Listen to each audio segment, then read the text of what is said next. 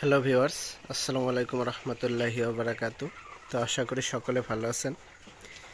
শারীরিক অসুস্থতার কারণে আপনাদের অনেক দিন যাবৎ হলো যে ভিডিও দেওয়া হয় না। তো আমি আপনাদের বলছিলাম যে আমরা নতুন যে বাংলাদেশে জাফা ফিডটা আসছে, তো ওইটা দিয়ে মুরগি পালন করতে যাচ্ছি। তো আলহামদুলিল্লাহ আজকে 19 দিন বয়স। তো দেখতেছেন মাশাল্লাহ মুরগিগুলা কিন্তু অনেক সুস্থ সবল আছে। আরও বলছিলাম যে অ্যান্টিবায়োটিক মুক্ত মুরগি পালন করার চেষ্টা করব, সফল হলে আপনাদের জানাবো। তো মাশাল্লাহ আজ 19 দিনে এখনও অ্যান্টিবায়োটিক ব্যবহার করা লাগেনি। তো এটা অবশ্যই আপনাদের দোয়া এবং ভালোবাসা আর আল্লাহর অশেষ রহমত। তো আমি কিছুটা অবাক, কারণ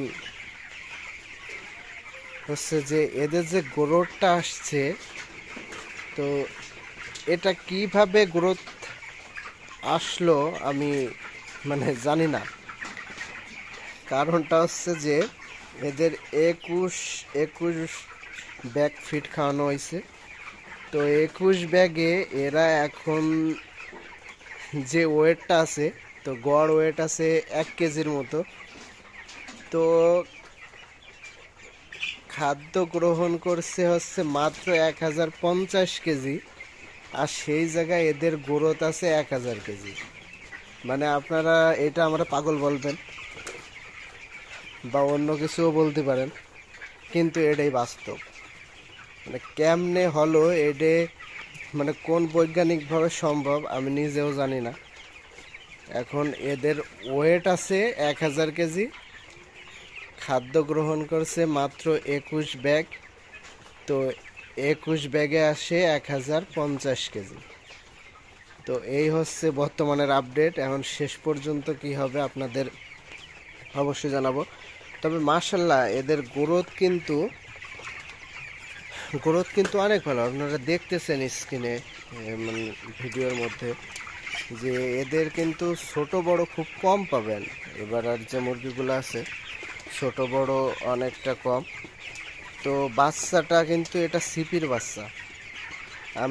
আমার কাছে সিপির বাচ্চাটা ভাল লাগে, অনেকের কাছে হয়তো এটা পছন্দের না, কিন্তু আমার কাছে মাশাল্লাহ অনেক ভালো লাগে সিপির বাচ্চাটা। তো আপনারা চাইলে এইটা উঠাইতে পারেন। আর যদি কারো যে মেডিসিনের চার্টটা আমি ব্যবহার করতেছি, এই চার্টটা দরকার হয়, তাহলে অবশ্যই কমেন্টের মাধ্যমে আমাকে বলবেন। আমি ওষুধের চার্ট নিয়ে পরবর্তীতে একটা ভিডিও আপনাদের দিব, যে কিভাবে মুরগি অ্যান্টিবায়োটিক মুক্ত মুরগি লালন পালন করবেন এবং ভালো গ্রোথ আনতে পারবেন। তো মাশাল্লাহ আজ এ পর্যন্তই।